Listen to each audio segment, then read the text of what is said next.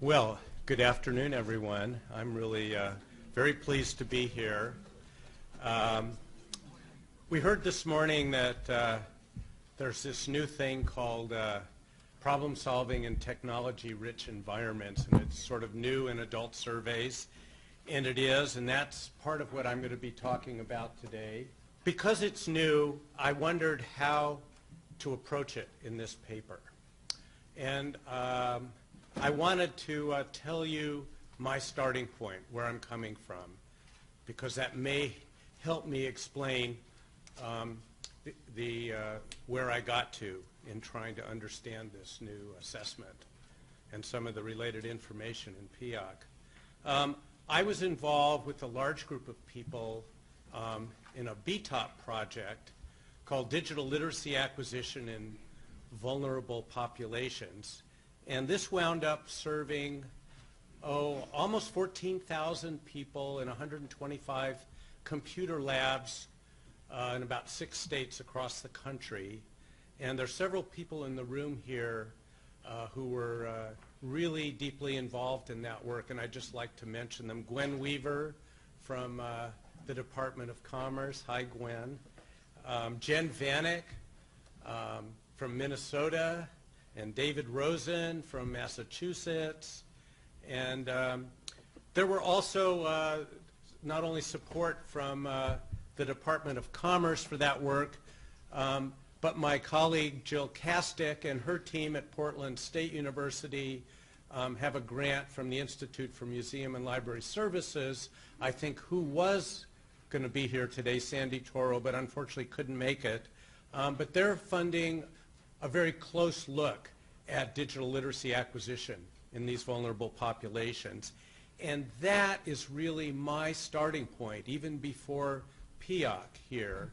And it's very significant because one of the things that I saw looking at all of that work going on across the country was how what I want to call deeply embedded digital literacy is in a range of equity and opportunity issues that exist in these communities. And that was really my starting point for looking at digital literacy and digital inclusion in the PIAAC survey.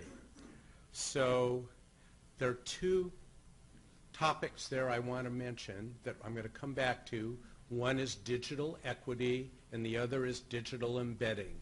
And I'll come back and try and define those in a little bit. So very quickly, I think you all know that the emergence and use of new information and communication technologies is dramatically changing all aspects of life, not only in the United States, but in most of the countries in the PIAAC survey.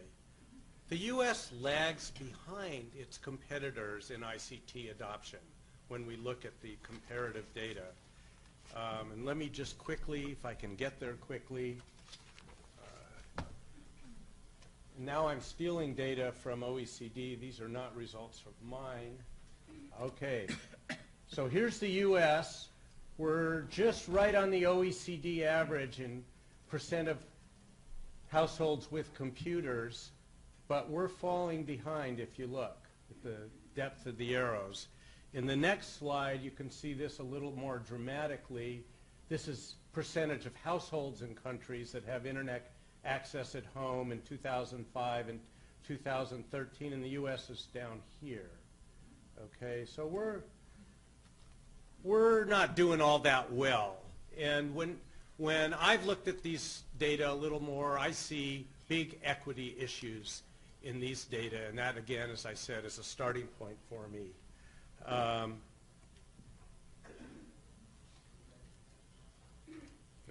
on. So I went into the data. I went into this project with 2 research questions. I wanted to look at the construct of digital equity.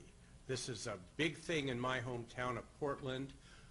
We have a group of city agencies and citizen groups trying to put digital equity into our city plan. And the question is, what is that, and what do we know about that, and how can they do it? And should we look at it in terms of gender, in terms of race and ethnicity, in terms of national origin, some of the major categories we generally frame equity issues in? So that's the first research question I have. The second research question is, what's the extent of digital embedding, that is, embedding of digital literacy in economic and social outcomes for adults? And these are some of the ones I wanted to look at. And I'll come back and define these terms operationally in my analyses in a little bit. So, like most people, I did a lot of multivariate modeling, and I'm going to try to summarize the results. My paper is full of tables and technical details. One thing that's really important is I'm not intending to represent causal relationships in showing you these statistical results.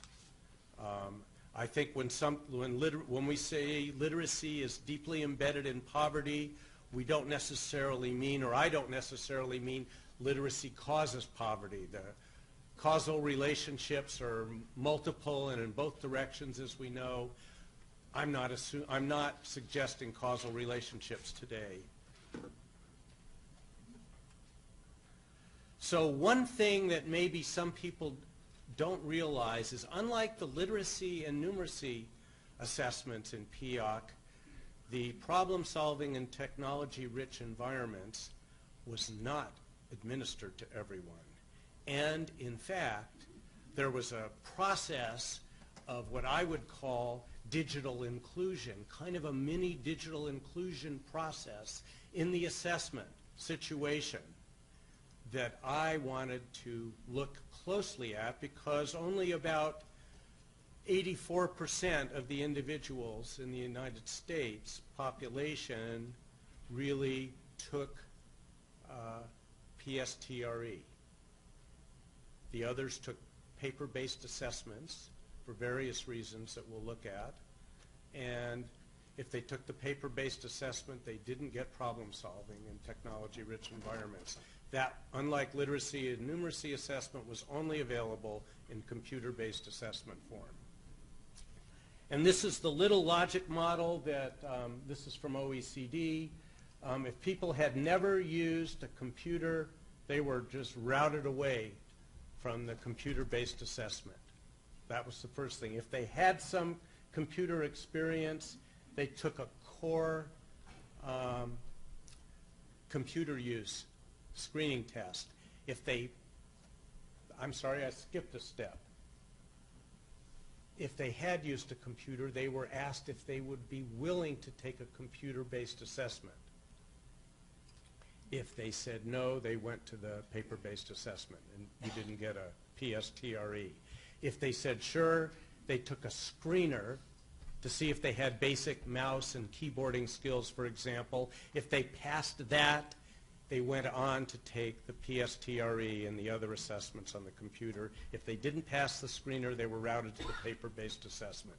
So there are those three stages. That's hard to keep in mind, but I think it's a basic paradigm of digital inclusion that's actually taking place there.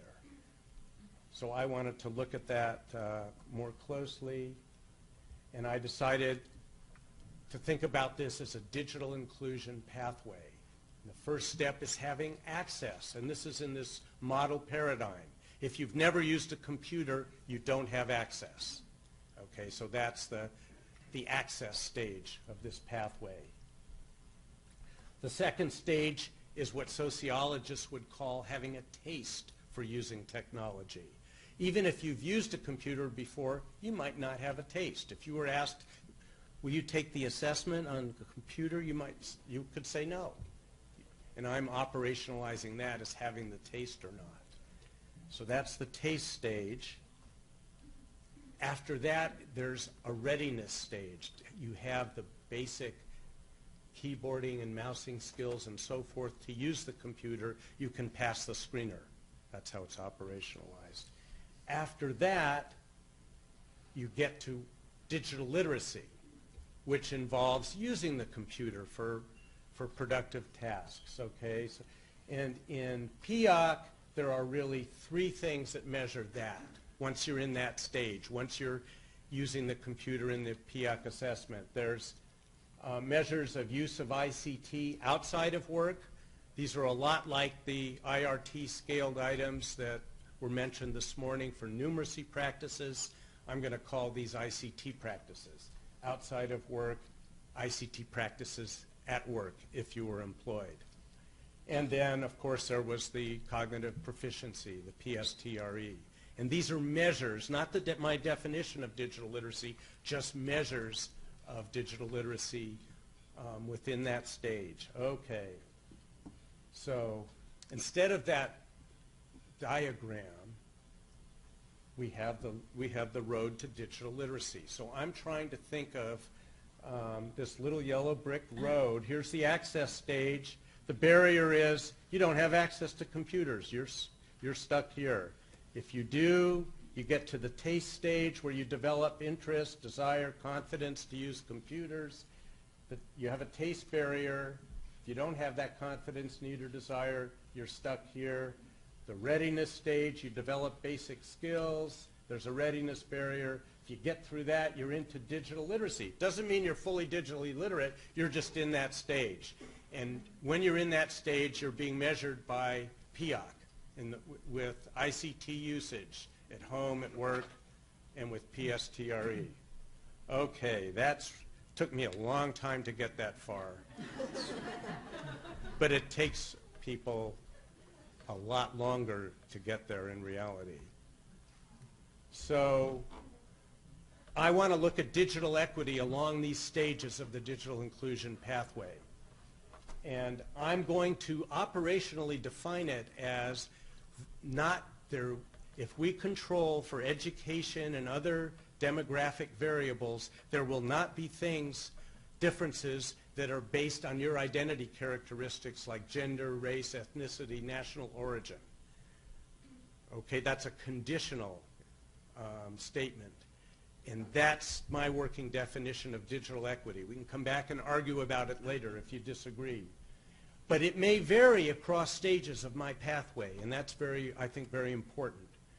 And I used multivariate logistic regression and ordinal logit regression models to evaluate this. I'll show you the results. So there are lots of statistical tables behind this summary. I just want to call out a few things to your attention here. So this is showing you that women, everything else controlled, women have more digital access than men. That's a surprise, isn't it? We don't usually hear gender equity framed or inequity framed that way. Blacks and Hispanics have negative digital access. Digital inequity, not in their favor. Other minority groups were not different. These are the categories on the background questionnaire. Foreign-born, like the blacks and Hispanics, are at a disadvantage in terms of digital access. Notice education, as someone said this morning, almost always turns up in everything positive. So that's in here being controlled when I'm testing for equity. Okay, you can see some of the other results here. Things don't really vary across these stages. If we look at the pathway as a whole with an ordinal regression, we see pretty much the same pattern again.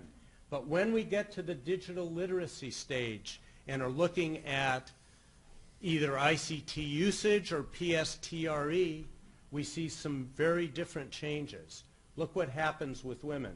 They're positive all the way to here, and then they switch to significantly negative on the assessment of PSTRE. That's kind of interesting to me. There's digital equity in the use of the technology in this stage. There's no difference between men and women. For blacks, it's negative all the way through PSTRE, but no significant difference in usage of ICT as measured by PIAAC. Hispanics, the same. Other minority groups go from no significant difference in the earlier stages to a negative in digital literacy, the PSTRE, and then they actually are at an advantage in ICT use. Foreign-born immigrants are negative all the way across. So that's in a bird's eye. That's what we found looking at digital equity defined this way. Whoop. Now let me talk about digital embedding. It's defined, as you can see here, as a statistically significant association, not a causal one necessarily. I'm not looking for that, between the outcome and a digital literacy measure. In this case, it'll be an ICT usage or PSTRE proficiency after other associations in a multivariate context are controlled. That's going to be my definition of digital embedding.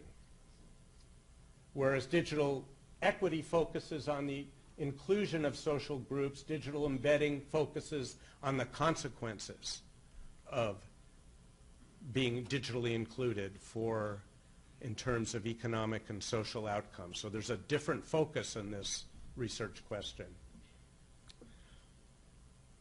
Here's another summary of many, many analyses. We'll take the economic outcomes first. So these are going to be very similar to analyses we saw in papers this morning. These are Mincer-like wage equations. I'm using log of monthly earnings for prime-age workers.